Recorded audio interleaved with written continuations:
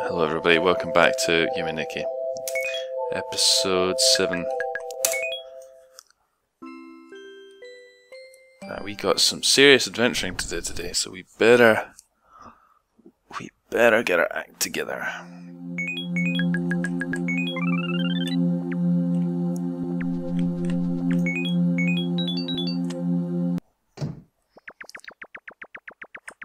So we're returning to the Dark World.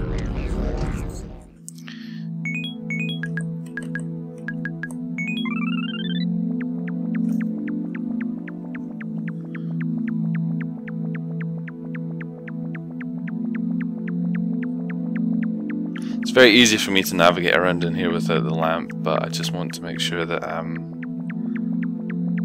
this is at least a semi-entertaining experience, although watching Madutsuki walking through a completely empty background is probably not that entertaining anyway.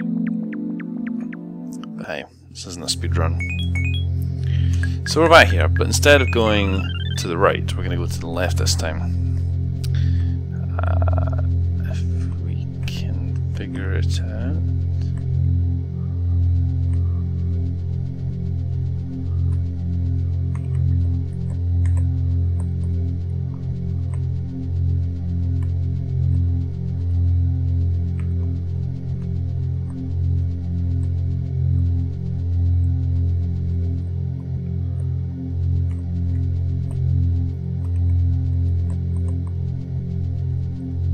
Oh, I'm stupid.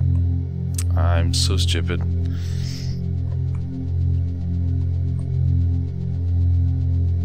I don't know why I even try sometimes.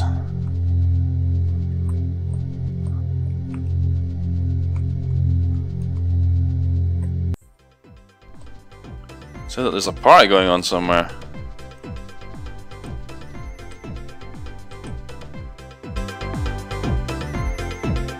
Well, everyone's having a good time.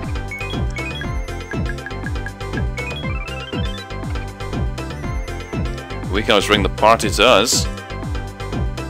Come on over here. Come on over here. They don't want to. They keep trying to run away.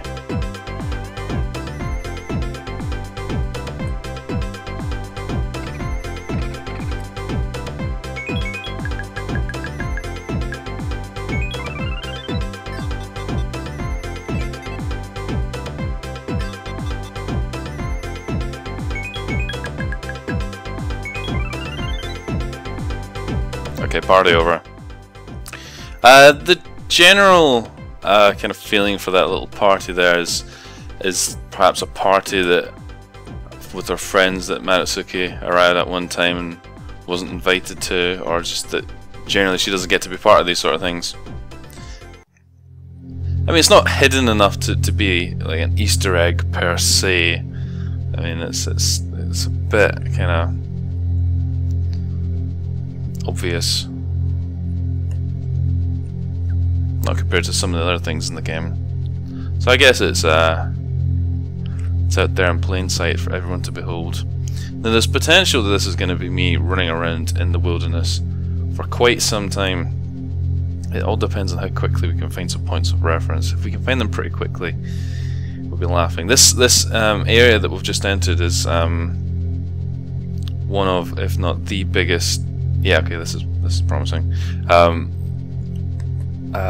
Areas that loops around in the game, and if you get lost, you will be cursing for quite a while. Now, where is that shimmering bastard? Where is he? He's around here somewhere. There he is. Towel-san, I guess. He's quite wiggly. He's quite good. Sit and wiggle along with him for a while. Okay, enough wiggling. I like the theme of this area, although the music does get a bit. It's like a musical fridge. I guess it builds the theme of the area, the kind of size of it. What's in here?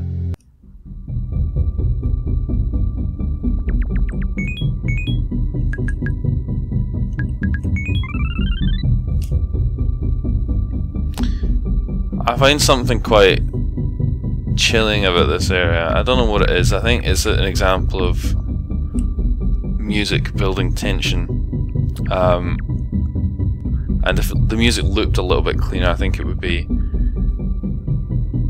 I don't know, something about this area just really likes me. So this is Onsen-san, I believe. He's drinking some water through his little appendage, we'll call it. To what end? I don't know. He doesn't seem that unhappy. Although, in my mind, I always make a kind of connection between this guy and the guy on Mars. I don't know if it's just the art style of it or something. Just it's something to me seems to connect these two characters. I don't think there's ever been any fan theories that have really done anything with it, but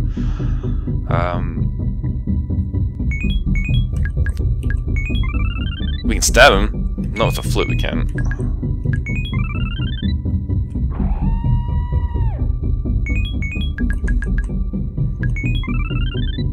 His drinking days are over. Creepy area. It's meant to be hot springs, apparently. I don't know.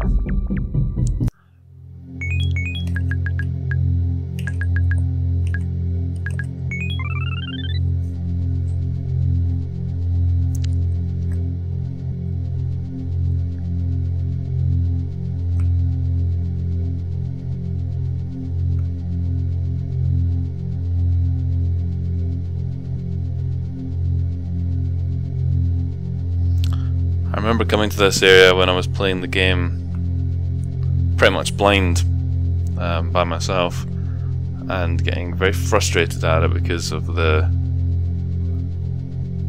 looping nature of it.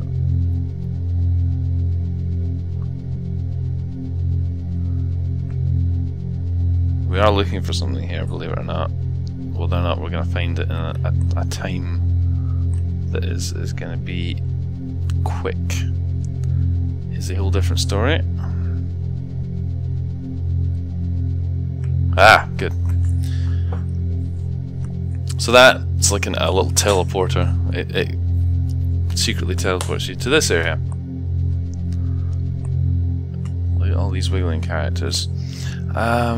These guys here, for whatever relevance it is to anybody, are called Batsu, and they just kind of wiggle around. We can interact with them a little bit. They don't move though. We can stop them.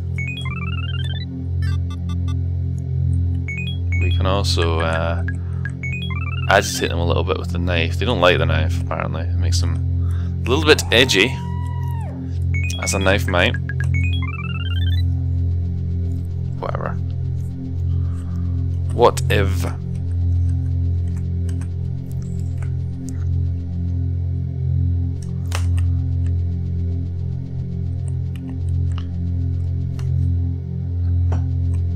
So this is the area where we got teleported to the Famicom world. We can't get through here. Well, we can't even get through to the area where we couldn't get through before. But it's interesting how it kind of connects together like that. It's kind of a little bit of scope of how the game all fits together. This is a nice touch. I quite like elements like that. It makes it seem like it is all part of a big interconnected world and not just isolated little bits and bobs.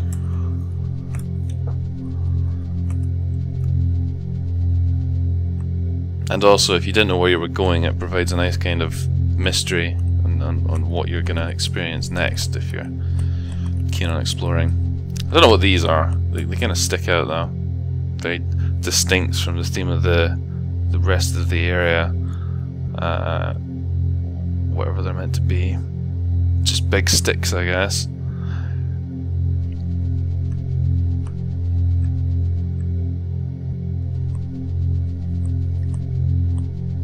Some more of these wiggling fellows.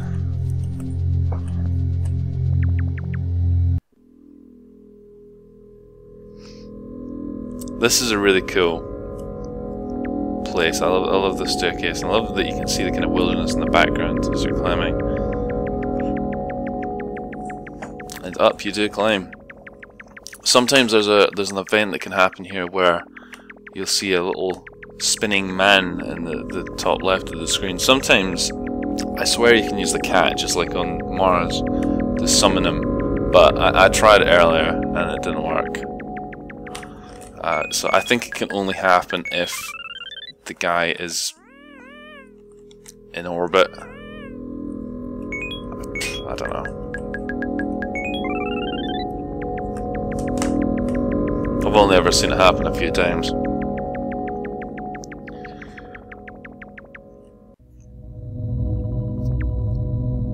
And here we are, the Sky Garden. This is another area I quite like the atmosphere of, especially how disconnected it is from the previous area.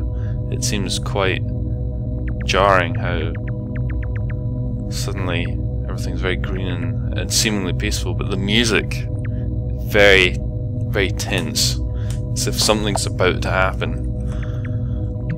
So this thing's called an orbanoid or something, an organoid, that's it. And it doesn't like to get touched. It will run away if you try and touch it, like a little baby. Where'd she go? Where the hell did it go? Down here? Nope.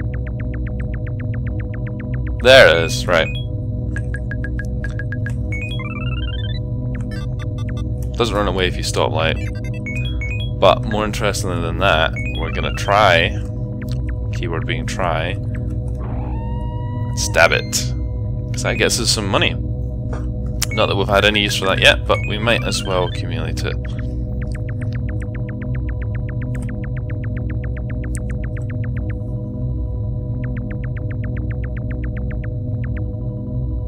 You see that little thing over there?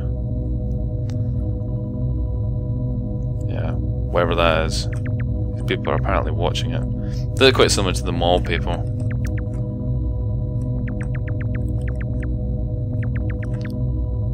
Really like this scene as well. Not really a lot you can do here. You can harass the locals and they'll kind of scatter, but what is that anyway? It's kind of like a UFO. That's what some people suggest it is.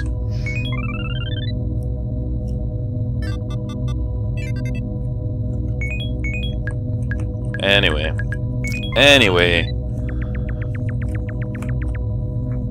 In this little building. All looks pretty reasonable, right?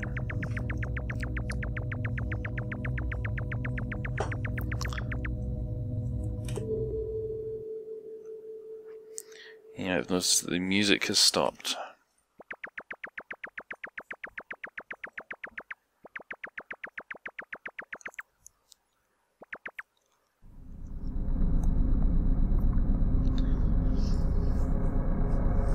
This is quite an interesting area.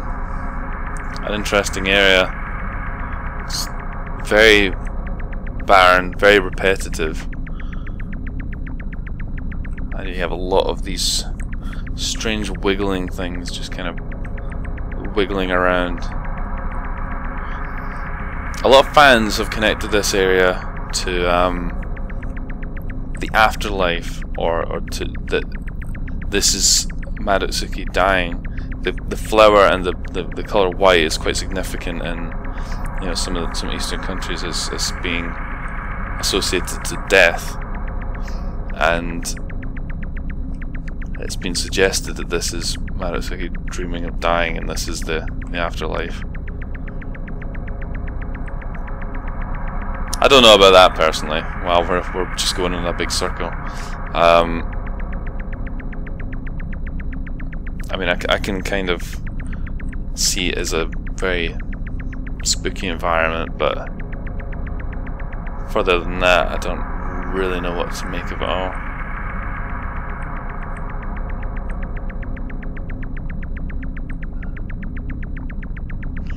The lack of there he is. Triangle handkerchief. Good. The lack of good waypoints as well makes this area somewhat difficult to navigate. There's not a lot else to see here. Some wiggling things, but I don't really think there's a lot of value in going to find them. Maybe have a little look just in case there's any nearby, but they don't do anything. They just kind of... They just wiggle. Now, better probably just to skedaddle on out of here.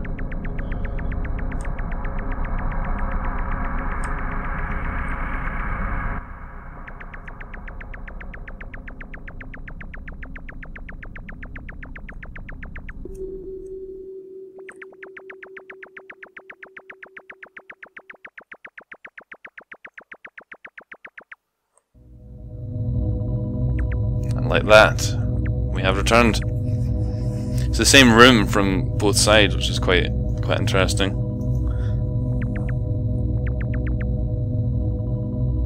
Anyway, that's the next are 2 effects. We're doing very well, indeed.